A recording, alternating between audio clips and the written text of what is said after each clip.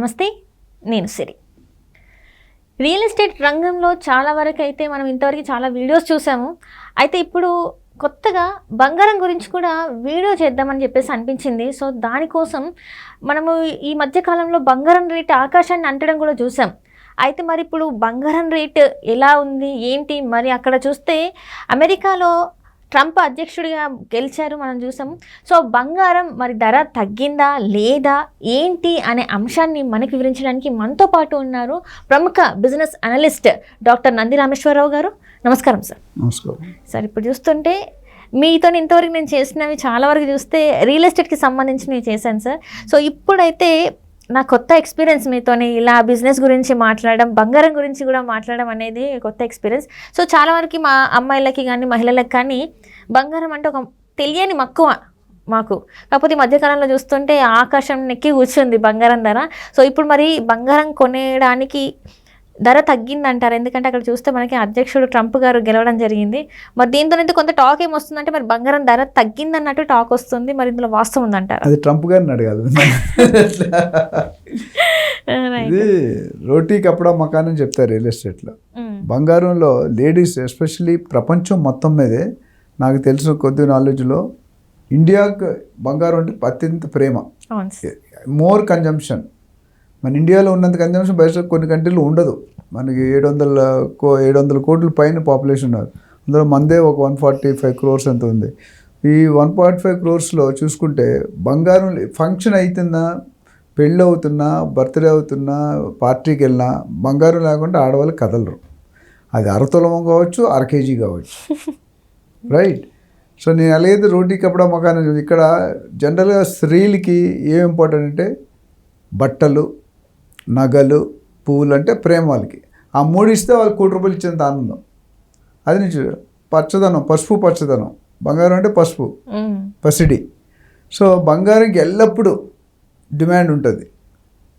అది ఇంకోటి ఏంటంటే నాకు లేటెస్ట్గా చూసే అనాలిసిస్లో ప్రతి ఇంట్లో స్తోమత బట్టి 1/2 kg 1/2 kg బంగారం ఉండాలంటే కంపల్సరీ, గ్రాములు కాదు.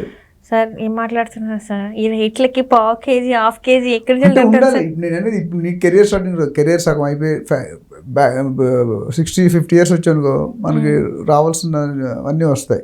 కొంచెం ట్రీట్మెంట్ చేసుకో. ఇప్పుడు కరోనా వచ్చాం, మన 20 లక్షలు కావాలి. ఎక్కడ వస్తుంది? మీరు భూమి ఉన్నా అమ్ముకోలేరు.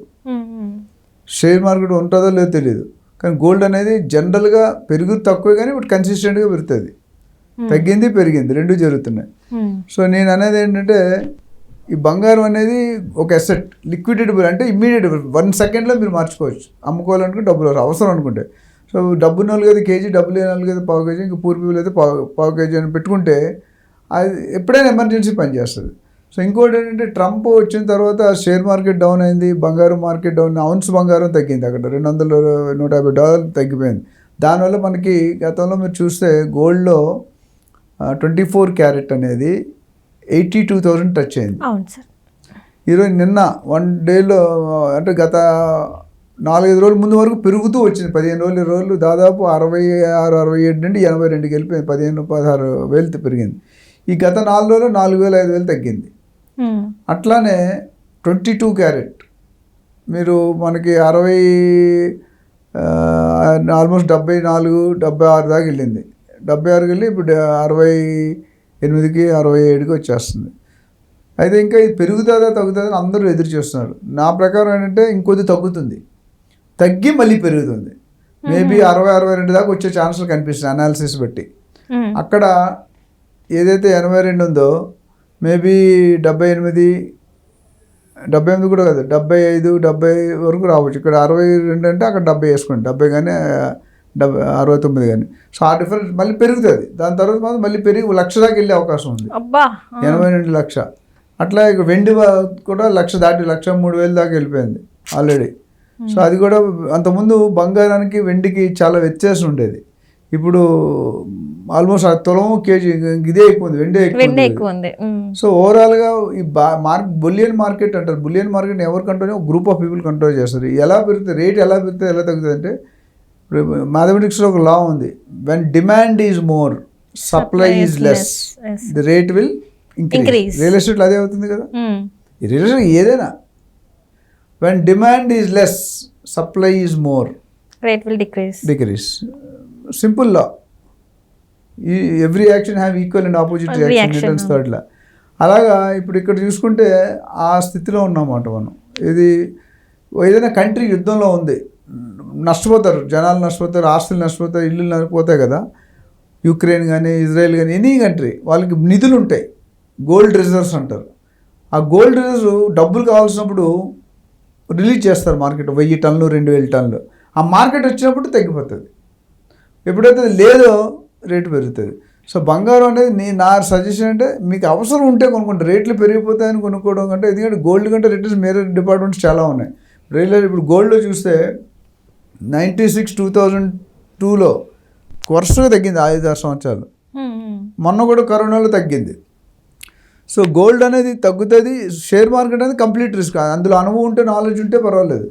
ఎవ్రీ మినిట్ ఏమవుతుందో తెలియదు, ఎవ్రీ సెకండ్ మారిపోతుంది. కొలాప్స్. హర్షద్ మెహతా అని ఉన్నాడు, 3000 కోట్లు అప్పట్లో బిగ్గెస్ట్ స్కామ్. మన లక్కీ భాస్కర్లో అదే చూపించారు సినిమా చూస్తే, చాలా బాగా తీస్తాడు. సో మోసం ఎలా చేయొచ్చు, బ్యాంక్ డబ్బులతో బ్యాంక్నే ఆడుకున్నాడు. సో అది షేర్ మార్కెట్ అంటే any time will go, any time it can fall. ఏ లెవెల్కి జీరో లెవెల్ -0 కూడా వెళ్ళిపోవచ్చు. అంటే పెరిగినా కూడా తంతే బుర్రెలు గంపలో పట్టినట్టు పడతావు. గోల్డ్లో అంత పెరగదు కానీ అంత తగ్గదు, అంత డౌన్కి వెళ్ళిపోదు, బట్ ఎక్కువ తగ్గ. మూడోది రియల్ ఎస్టేట్లో మాత్రం జనరల్గా తగ్గే కార్యక్రమాలు చాలా తక్కువ. ఈవెన్ రియల్ ఎస్టేట్ కరోనా టైంలో కూడా పెద్ద ఏం తగ్గిపోలేదు, స్లో అయింది. సో ఈ మూడింటికి ఇన్వెస్ట్మెంట్ చేసుకున్న డిఫరెంట్ ఉంది. గోల్డ్ అనేది డెఫినెట్గా it is very important item. ప్రతి ఒక్కరు కొనుక్కోవాలనుకుంటారు. ఒకవేళ వాడుకోవాలంటే మీరు వాడుకుంటే బెటర్. 24 క్యారెట్ ఇంట్లో పెట్టుకొని 22 క్యారెట్ వాడుకొని లోన్కి వెళ్ళినా వెళ్ళొచ్చు. దీనికి వెళ్ళినా దానికన్నా పెద్ద డిఫరెన్స్ 4-5 వేలు తేడా ఉంది. సో అది చూసుకొని గోల్డ్కి ట్రంప్ వచ్చిన తర్వాత ఇంపాక్ట్ అనేది ఉంటుంది. ఎందుకంటే రష్యన్, యూఎస్లో రష్యన్ వస్తే ఎంటైర్ ప్రపంచానికి రష్యన్ వచ్చింది. బిగ్గెస్ట్ కంట్రీ అంటే టాప్ మోస్ట్ కంట్రీ, డెవలప్డ్, జనరల్గా developed country, developing country, to be developed country.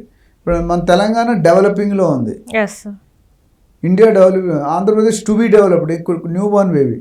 America, Japan అవన్నీ ఫుల్లీ డెవలప్డ్. సో ఈ 3 కేటగిరీలు వేరున్నాయి. సో బంగారంకి ఎప్పటికైనా ఎవర్ గ్రీన్ డిమాండ్.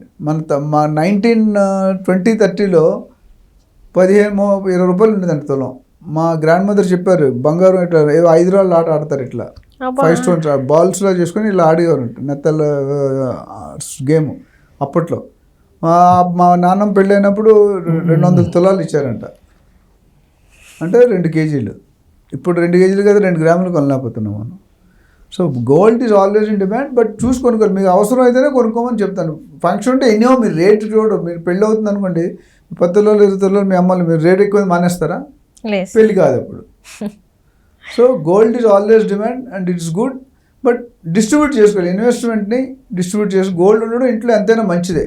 బట్ అది ఓవర్గా ఉంటే గ్లాస్ నిండా నీళ్ళు పోసాను ఓవర్ఫ్లో అయిపోతుంది. ఇప్పుడు FTL మనం మాట్లాడుకున్నాం.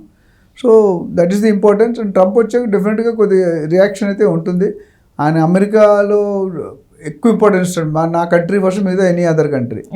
సో బైలాటరల్ రిలేషన్స్ అనేవి కూడా అక్కడికి ఒక్కొక్కసారి డిస్టర్బ్ అవుతుంటుంది. సో దీని మీద ఎటువంటి డౌట్స్ ఉన్నా మనకు కాల్ చేయొచ్చు. Thank you so much sir. Thank you.